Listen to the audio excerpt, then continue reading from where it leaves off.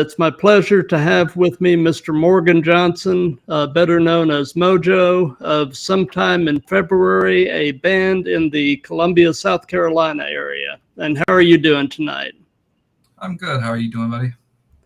I cannot complain. It's all good. So we'll go ahead and just get started with the chat here. And MoJo, how long have you been playing bass? So I started bass when I was 9. I stopped around when I was 13 and picked it up about 18. So do the math. 21. About 23 years minus 5. So yeah, about 18 years bass. I mean, I played off and on during that like 5-year gap, but it didn't really pick up until I was about 18. Gotcha. You had mentioned when we were chatting in the green room before we went live that you had actually played some drums prior to that. Tell me about that and what led to the switch to bass. So all my family is musicians. My brother Eric, the middle of the three of us, he was a drummer. Yeah, and growing up, I always wanted, I wanted to be like my brother Eric. Like we were really close at that time when I was that age. My other brother is 11 years older than me, so he was, off doing his own thing at that time. So I wanted to be a drummer so bad, and I remember my brother, sat me in his lap and was like kind of teaching me how to play along to just basic little grooves and whatnot. And then my dad, my brother, my oldest brother are both guitar players and singers, and I was just like, we don't have a bassist in the family, so there you went. went with the low end, Yeah, might as well. So I think I know the answer to this already, but do you play any other instruments? Yes. So I am. I left bass primarily because I wanted to be like the next John Petrucci. I wanted to be like a guitar virtuoso shredder kind of guy, and that I didn't stick with that. That was too much work. Right. But no, I when COVID hit, I started learning saxophone. I need to get back to my practices on that one. I haven't really kept up with it too much. I can pass I can get like a passing grade on piano, but I'm not like super proficient at piano or anything. I dabble with like the didgeridoo, and I saw on your episode with Ben talking about ocarina. I've also got a couple of ocarinas. So there's and a lot of percussion stuff too. I play a lot of different percussive instruments. Very cool.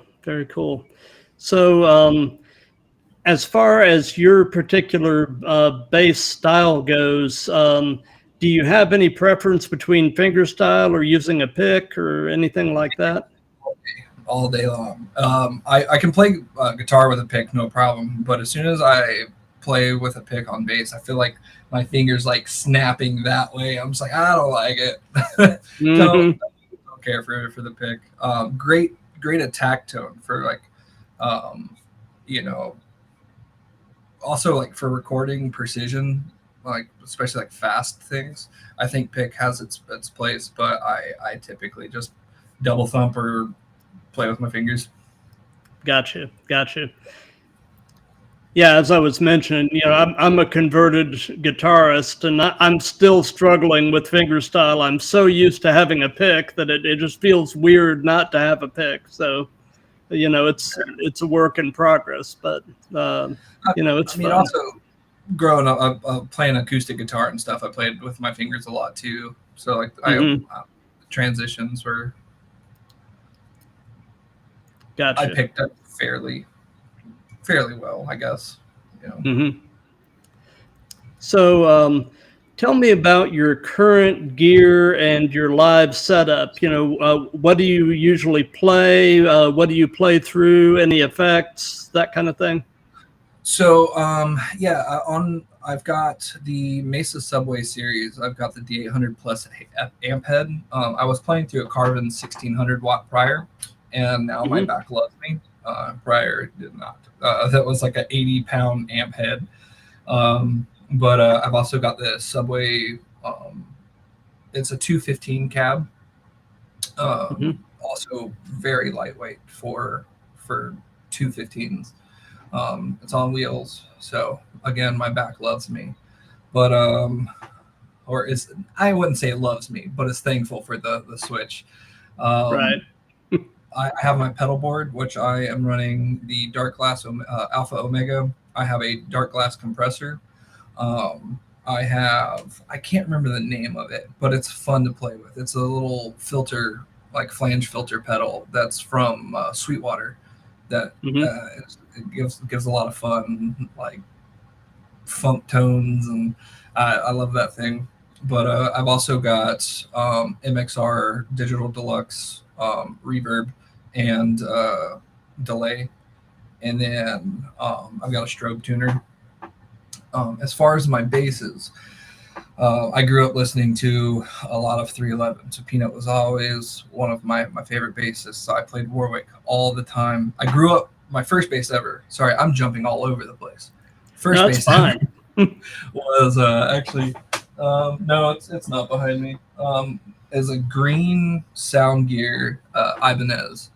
And my guitarist Tristan and Scott love Ibanez. So they convinced me, so I went back to Ibanez, and I've got this baby right here. It's a 6-string. I've also gone to 6-string, which this is what I've been spending a lot of my time on lately. Gotcha. Yeah, I've got an Ibanez 5-string that I absolutely just love. I love the way Ibanez guitars in general. I just love the way they play. So. Oh yeah. That's what my dad always played, and that's kind of where I got my start on was Ibanez, and then I bought my first Warwick when I was 18, and my dad was living in Alabama at the time. Yeah, and there was a music shop around there that had one. I was like, oh, you got to pick it up for me. I got the money, and made that all happen. But no, I'm back with Ibanez. Yeah. So do you have any real preference yourself between 4-string and 5-string or greater string count basses? So 4-strings are nice. I like the spacing. Especially if I'm doing just like a random pickup gig, because I used to be a musician for hire, like anybody who needed, somebody last minute. So 4-strings were always great for that. But I don't know. I solidified myself on 5-string. Like I never went back to a 4-string, unless like I broke a string and somebody had a 4-string on them. Like but now that I have a 6-string, I'm really loving that C. Like Gotcha. it's been a lot of fun having some of that high, especially with the proggy stuff. Oh yeah. You were mentioning that at one point you had dreams of being the next John Petrucci. I guess you had to settle for being John Mayung. Yeah, absolutely. So that's where I'm at now, 6-string. That's where I'm at on my adventures. My bass teacher, he let me hold his 7-string at one point in time, and that was a $13,000 piece of equipment that like I was shaking holding. I'm sure. That was a Panera 7-string. I was like, I don't want to be responsible for this thing, but maybe one day. Right. You were just mentioning a bass teacher. Have you taken a lot of lessons, or are you mostly self-taught, or how has that been? So most of my life I was self-taught. when I can't remember if we talked about it in the green room or here, but when I was living in Athens, Georgia, my first original project that I was in, I grew up with the guitar player, and we they all went to the North Carolina School of Arts. So I started learning theory through these guys, and learning like the technical stuff. I just kind of picked up watching videos and DVDs of like Rush or somebody, and watching how Getty played or Victor Wooten played, and but when I don't even remember how old I was. Excuse me. I think I was about 27. So about 5 years ago, I went to a Victor Wooten clinic and met Anthony Wellington, excuse me, of Bassology. And I started taking a couple lessons from him, and he's a monster genius when it comes to theory and application. And I didn't study with him for super long. Just I was in a lot of transitional periods from jobs and things like that. But every little thing that I've done with him has, like, every lesson there's like a new light bulb, clicking and stuff. And I want to continue doing that. I'm just trying to get myself grounded again. Right. So, musicians tend to collect gear. Do you have anything really interesting or unusual in your gear arsenal that you'd like to talk about? I don't know. I've got a lot of like knickknacks and trinkets. Like I've got, cheap pan flutes, it's like, but I mean, a lot of them are like gifts from friends and family and stuff like that. Gotcha. But like I said, I play a little with the didgeridoo. I don't own one myself, but I do have like a long piece of bamboo that's cut out to kind of replicate one.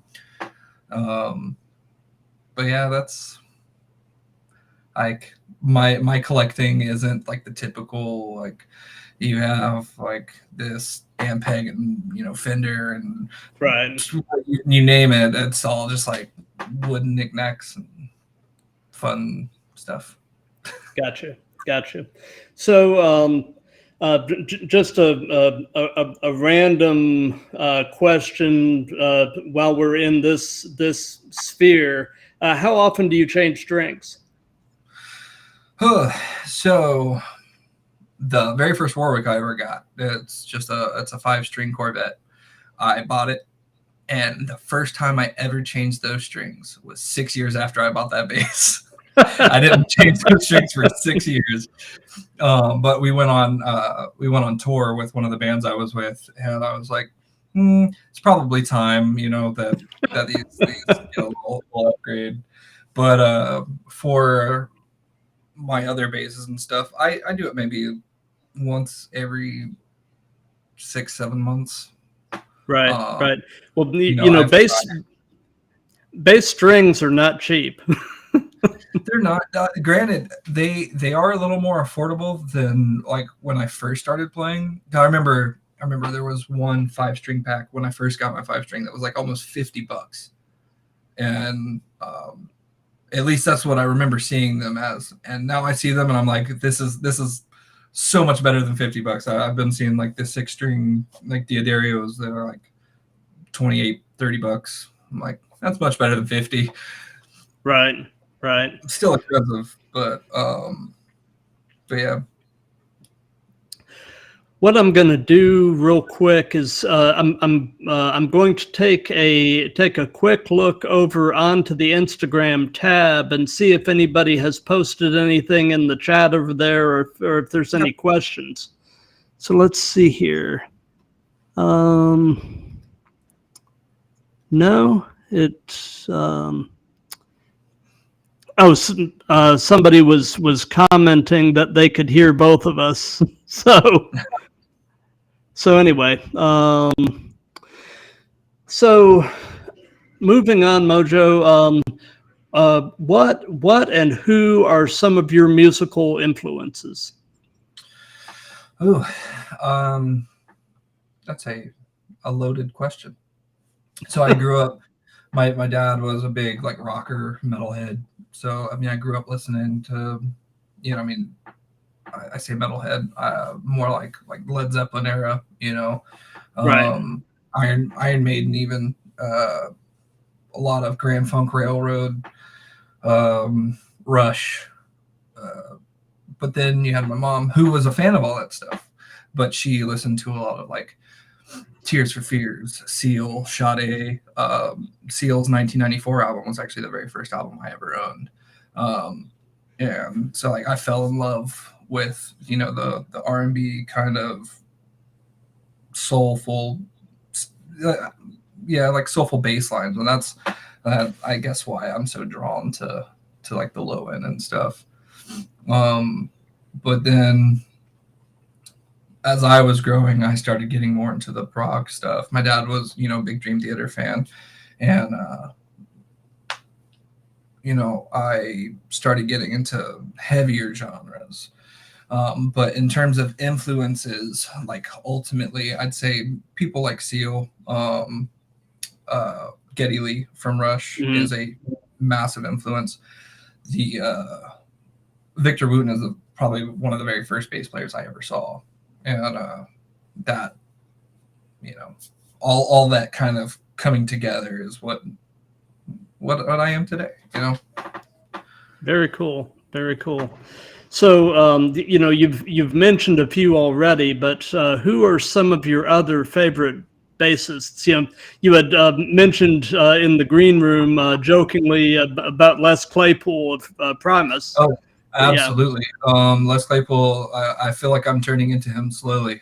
you know, uh, uh, about to move out to the country, be a fisherman, full time basis. It's but my favorite bassist on this planet is Peanut from 311. They're my number one band. I am an absolute fanboy. They helped me get through some really dark times with you know battling depression and things of that nature. But I try to think on the spot like who my favorites are, and then like I have tons and tons of names that come flooding. I mean, I grew up listening like when I actually got into solidifying myself as a musician. I really got into people like Marcus Miller and Stanley Clark, Hmm. James Jamerson. Geez, like it's hard to really know where my influences truly come from, other than maybe like the first couple people that I said. Gotcha. Just because those are always like the first that come to mind. Hmm. So, what was the very first concert or live show that you ever went to? Bella Fleck and the Flecktones. I was about 6, 7 years old. Hmm. Oh, yeah. And my dad took me, and yeah, that was the first show I ever went to. Now, for like me myself, first show that I ever like as an adult paid for tickets and went to go see. Um, yeah, 311. Nice. Yeah. So in the course of your musical career so far, have you had the opportunity to meet any of your musical heroes or anything like that? Yeah. It's it's crazy the amount of opportunities I've had. Um, I've met all the guys in Snarky Puppy, all phenomenal human beings, all super humble. Um, Met Victor Wooten a couple times. Um, they say don't meet your heroes and stuff, but I've never had a bad experience with any of the people that I've met. Um, it's all been a very pleasurable experience this life. And I look forward That's to the things I get to make. that is awesome. That is really, really cool. So, away from music, what are some of your hobbies and interests? Oh, that's also a loaded question.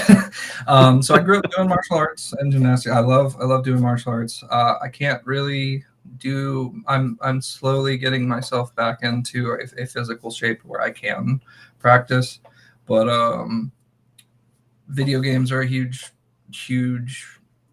part of my life as well. I worked at GameStop for 10 years. You know, Nice. I try to limit myself to them because I do tend to get hooked really easily, and Hmm. then I start putting important things to the side. I'm like, I gotta focus, you know. But like I was telling you, so my girlfriend and I are getting ready to have like a little bit of land, and we're turning it into kind of like a bird sanctuary, and you know, so tending to the birds we have currently has been a lot of fun, and you know that's turning into a hobby. But I really like being outdoors, swimming, um, which we have a little baby goose, which I'm super excited for when she gets to go swimming Oh, that's with me. neat. Yeah, that is really cool. So That's so. What martial arts have you practiced? I've done a little bit of Brazilian jiu-jitsu in the past. So I've done very minor Brazilian jiu-jitsu. I did more traditional like Japanese jiu-jitsu for a little while. okay, I did Shotokan karate and taekwondo. Um, okay, I you know, jokingly at first, but then had some friends who did study it, and I started learning capoeira because I did gymnastics as well. So picking hmm, up some of that was really fun. But I'd say the main style that I studied was Ishinryu karate. hmm, okay. So, moving on to a different area here. Tell me about sometime in February. How long have you guys been together? How did the band form? Where did the name come from? Things like that. So we've been together just shy of 3 years, a little over 3 years now. I don't know, time is a weird thing. It Um, is. but so Scott, the drummer, and I have known each other for a long time. Like our dads worked together and stuff. We weren't necessarily like close or anything until one day he started working at the job I was working at. I was like, God, you look familiar. He's like, Hey, you look familiar too. And we made the connection. We're like, Oh my God, you're Morgan. Oh, you're Scott. And then it was like, it's a long time no see. And he was like, I've got a friend who's got a project going. It's a solo project, but he's looking for a bass player. And it happened to be Tristan Allman, who ironically played in the band I was in prior, Aim High, for a brief period. So I had known Tristan, and then Tristan hit me up shortly after Scott did. It was like, Hey, I've got a project. I need a bass player. You want to be in? So I was like, Yeah, sure. Scott just asked me about it. He was like, No way. It was felt like it was meant to be. But sometime in February, uh, Tristan's birthday is sometime in February. Ah, okay. Uh, yeah. So here we are. Very cool. So, do you currently play in any other bands or side projects aside from? No, I can't. I can't. There was 2019. I was in 7 different bands, and I don't. After COVID happened, I don't even know how I did that. You know, it's. Right. But no, I'm just in sometime in February right now. Okay. Bass players are in usually a partnership of sorts with the drummer as the rhythm section of the band. Tell me about well, you've sort of touched on it already, but tell me a little more about your relationship with the drummer in sometime in February and how that goes. Oh, we hate each other at each other's throats all the time. I'm just kidding. I love that dude to death. I he's one of those types of drummers that like he knows music, I know music. We're good friends, and I was like, we jammed for the first time. We didn't have to worry about locking in because it just clicked, you know. Right. Um, we have very similar taste in music. He likes a little bit more of the heavier stuff than I do. But no, Scott is. I wouldn't change him for the world. Awesome. So He said he was going to be watching, so I hope he's watching. So tell me about the songwriting process in Sometime in February. Is there a primary writer in the band, or is it a collaborative thing? How does that go? So predominantly Tristan was he would, shape out everything, like the skeleton, maybe a little bit of meat and organs in there, but then Scott and I would kind of throw in our little flares and kind of be like, oh, what if we did this, or what if we did that? And now I feel like the gears are shifting a little bit, where everybody's got a little bit more. Sorry, it was like a fly flew in my face. Everybody's got a little bit more push in there. Tristan is still predominantly the writer right now, so but I don't think anybody's like, you can't write a song, and it's not like that. It's just kind of how it's fallen into place right now. Right. I'm going to take another quick glance over at Instagram just to see if anybody has any questions or anything like that. No, looks. I'm just not that interesting. I don't know about that. I think people are just being shy in the chat. So is Sometime in February anything approaching a full-time thing, or if it isn't, tell me a little bit about your day job. So I like to approach the mindset, like, even if I do one thing a week for an hour, that's still a full-time thing. I'm devoting my full attention to that 1 hour. In the grand scheme, no, Sometime in February is not really full-time. Like, I'm not putting 40 hours a week into this job. But yes, I try to devote as much of myself to this project as I can. It's my favorite project I've ever been part of. I've always wanted to be in a prog, like, instrumental, group. I always wanted to do something kind of Animals as Leaders-esque. And now I get to. So, like, it's been nothing but a great time for me. But outside of that, like, my full-time job, I'm a shift supervisor at Starbucks while I'm going back through school. And yeah, full-time student. I don't sleep ever. That's why my brain is always. Right. Yeah. You had mentioned that you're to me that you're studying electrical engineering. That is really cool. It's a lot. It is. That's one of the areas my son's considering. For when he ends up going to college, he's looking at that or cybersecurity. So who knows? But both great fields. Both great fields. Oh, absolutely.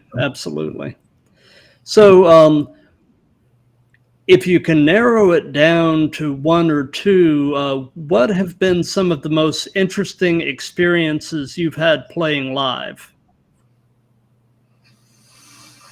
I've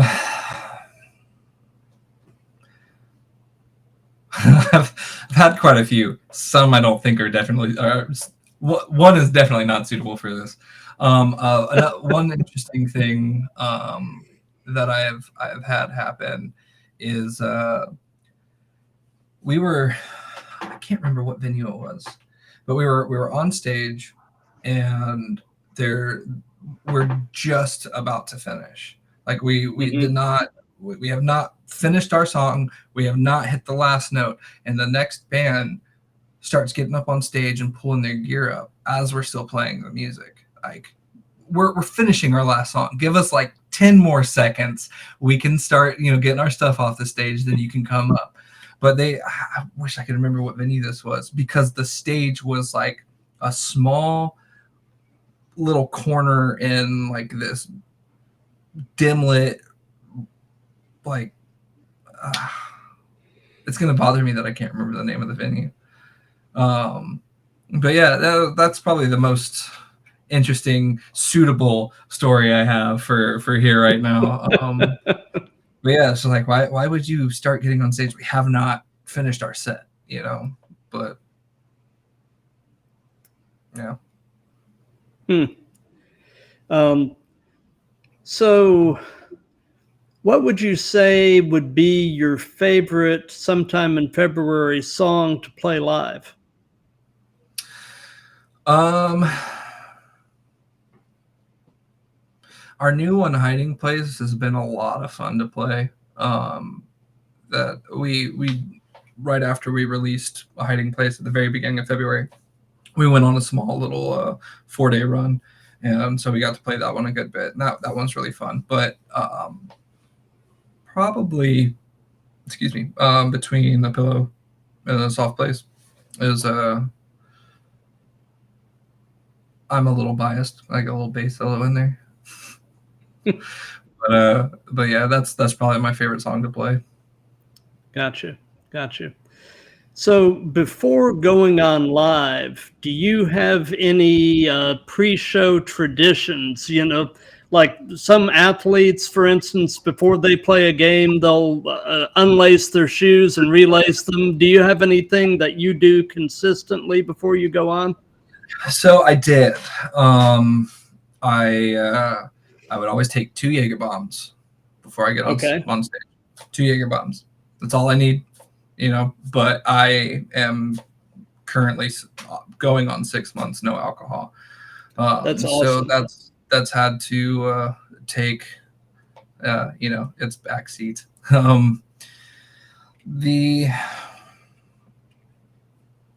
That was really the only like ritual that I had. You know, it's Gotcha. I used to be in a Foo Fighters tribute band called Hey Johnny Park, and our drummer Jason, he is the one that kind of got me on that, because he's also he was in another cover band called Jaegertron, and so that was their thing, and Gotcha. I slowly, I guess, got adopted into that ritual. But he also doesn't drink anymore, so. Well, you know, in general, that's a good thing. Yeah. I mean, you know. Yeah, it's not something that I don't know that I will say I'll never drink again. Right. But right. I definitely found myself becoming a little too dependent on it. So I'm like, I need to step away. Gotcha. So, what is your hometown, MoJo? So all my family is from Georgetown, South Carolina, like close to, you know, Conway, Myrtle Beach area. But I grew up in a small town in Southeast Columbia called Hopkins. And this has been kind of like my stomping grounds. But, you know, during the summers, I'd go live with my mom's parents out in Georgetown. So I kind of got the best of both worlds. My brothers grew up or were born there. I was born in Columbia, but I like to. I'm from Georgetown, you know. Gotcha. So, and you're currently in the Columbia area. What would you say is your favorite thing about the area that you're in right now? The trees. The trees. The trees are my favorite thing. I lived in California for a while. I've lived up north for a while. I've lived in Georgia. I love the trees there too, but a little too close to city. I like being not too far from the city, but but I still like a little bit more quiet, even though I'm a very loud person. Yeah. So we are getting now to what has become one of my favorite questions. And this is a question I have asked every time I've done one of these, and I always get the most interesting and thought-provoking answers. And that is, if you could give, knowing what you know now, if you could give any advice to your younger self, what would it be?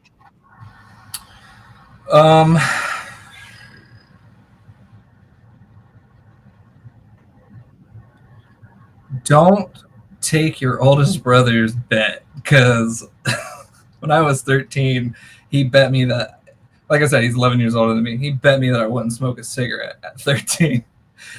I did not lose that bet. No, but seriously, I don't think I'd be where I'm at, without. So I wouldn't change anything, but I would definitely, especially if I was talking to my high school self, do not put your worth in the hands of other people. Mm-hmm. They don't get to decide that. Right. And I did that with way too many people. And that led me down a really, really bad path. But I'm no longer there. So maybe the bad path was, meant to happen. I don't know. But yeah, they say you've got to walk through the dark sometimes to get to the light. So, I'm proud of who I've become, and I just want to keep being the best version of me every day. That is, that's really all we can do, man. So you had mentioned some of this in the green room, but I'm going to go ahead and just ask it while we're live here. Do you have any suggestions for any other up and coming bands to check out or potentially to reach out to for a bass player interview? So a local bassist that I would recommend is Rodney Foster Jr. The man is a monster. He is genuinely one of the nicest people I've ever met, and just great head on his shoulders. Like I love this dude to death. Another friend of mine is Dominic DeCoway. He's the bassist for Red Handed Denial. Also, just a phenomenal human being, phenomenal musician. Those two I would recommend for the interview. As I don't know if I can think of any like upcoming bands off the top of my head, but definitely if you're watching this, check out Harry and the Hootnames. Oh yeah, for sure. Ben Westcott was such an amazing interview. He is just a neat guy. I really had fun with him. Oh yeah. But you were mentioning, that at one point you played in a Foo Fighters tribute band. I recently read Dave Grohl's autobiography, and he's another really interesting guy. He's got some really interesting perspectives on a lot of things. And man, the loss of Taylor Hawkins was just terrible. Oh, so. Absolutely. Had the pleasure of getting to meet him before he departed, and wish I got the chance to meet Neil Peart, but yeah. Speaking of Neil, I'm actually in the middle of reading Geddy's autobiography right now, and that's also quite good. So yeah. I've not read either of those. I'll have to definitely check out. I would read a lot.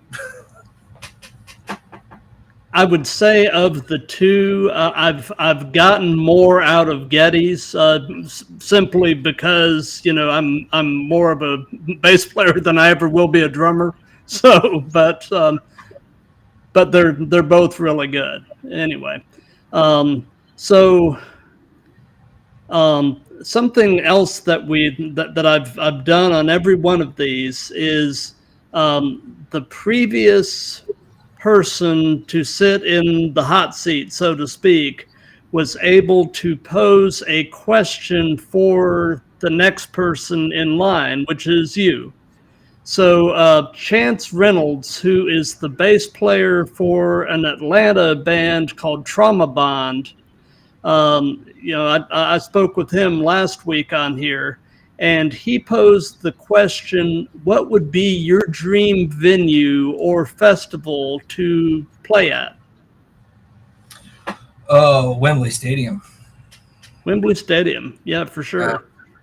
Especially being in a Foo Fighters tribute band and seeing the mass amount of craziness they are able to put up, they put up on that stage and in that crowd. Like, I would love to be able to experience something like that. But yeah, that would be my venue of choice. Okay. And since this is part of an ongoing series, is there a question that you would like to pose to the next person who will be filling the chair?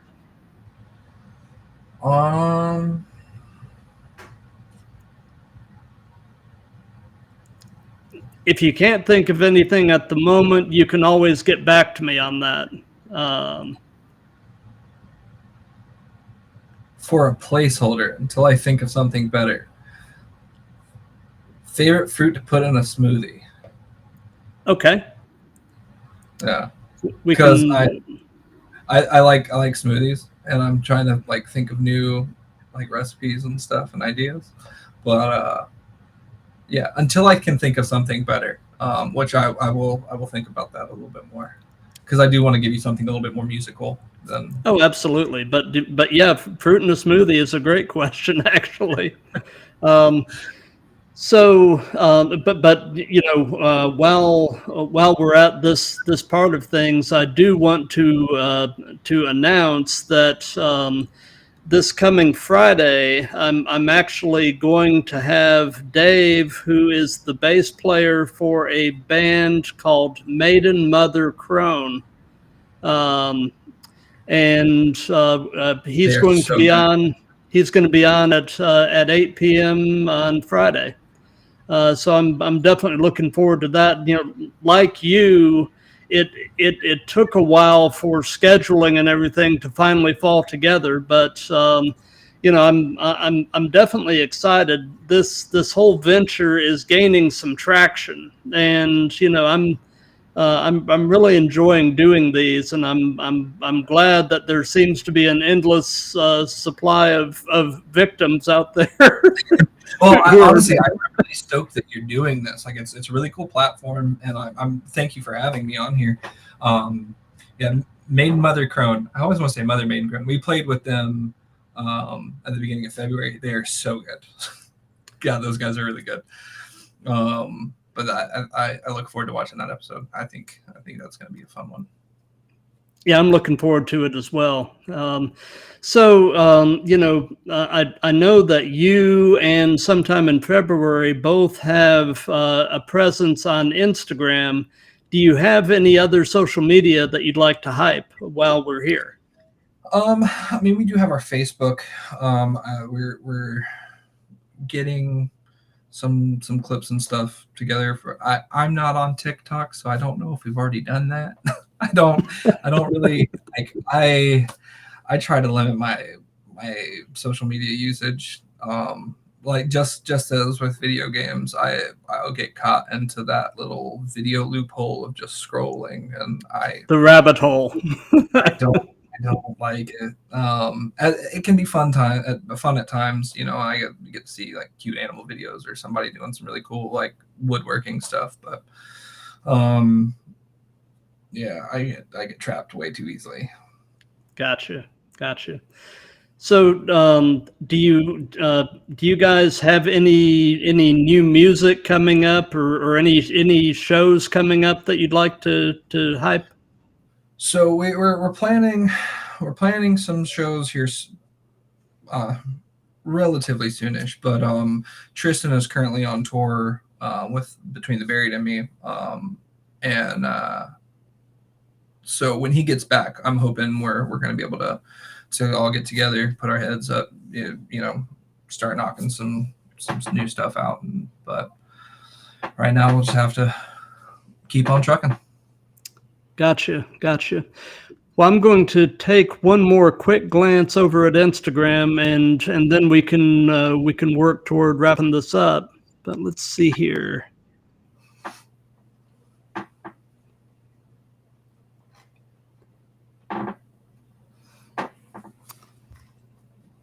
No, nothing really over in the chat, but MoJo, this has really been a blast. Thank you for your time and coming on here and just shooting the bull. I mean, the vibe that I go for on this is that it's really a conversation more than an interview.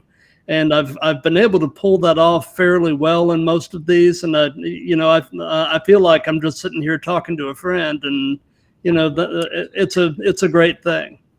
So no, it's been a lovely time. Well, I'm glad. And, for all of you that have been watching live, and for all of you that'll be watching the replay, thank you. And, if you like what we're doing here, definitely give us a follow, and, spread the word. And we're gonna keep doing this as long as there's an audience and as long as there's people willing to sit where MoJo's sitting. I think I may have a question. Okay, I don't know. Go for it. I don't know if anybody's asked this, but what would be your dream lineup for like bands? Like, it doesn't matter what genre it is, but who would you like to open? Who would you like to be headliners? Like your tour package, I guess. What would be your dream tour package? Oh, very cool. That is a really good question. I'm going to be interested to see what Dave has to say. So yeah, that'd be fun.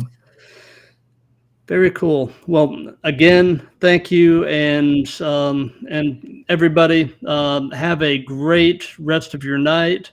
And I think there's storms coming through Atlanta later, so I don't know if that's going to have any impact on you. But batten down the hatches if it does, because they're saying it's going to get kind of rough here. Okay. But you guys be safe. Will do, and definitely don't be a stranger.